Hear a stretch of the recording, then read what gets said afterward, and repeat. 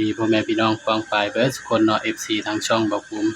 ชาแนลเนาะมื้อนี้บ่าวภูมิก็สิมาลงแนวทางให้พี่น้องเนาะสำหรับหวยลาวพัฒนาเนาะครับเนาะของงวดวันที่6เนาะพี่น้องเนาะ6พฤษภาคม69นะครับเนาะสำหรับลาวพัฒนาเนาะพี่น้อง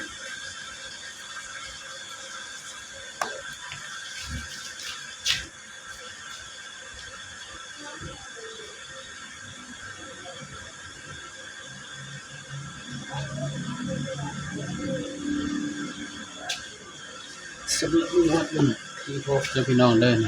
6พฤษภาคมนะครับเนาะหวยลาวพัฒนาเนาะ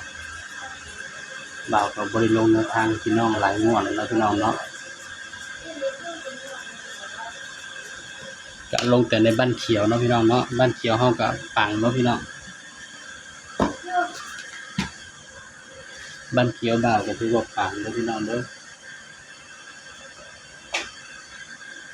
ไม้บรรทัดหายไปไสเนาะ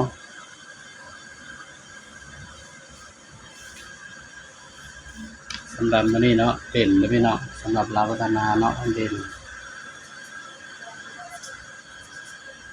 2กับ3เด้อพี่น้องเด้อเด่น2กับ3นะพี่น้องเนาะอันนี้ก็มาจับคู่นำกันพี่น้องสำหรับจับคู่เนาะ น้องยัง79เนาะพี่น้องจับคู่สิมีเด้อพี่น้อง25 26 27 29 35 36นี่เด้อพี่น้องสำหรับชุด2ตัวเนาะครับเนาะ3ตัวก็สิมีพี่น้อง257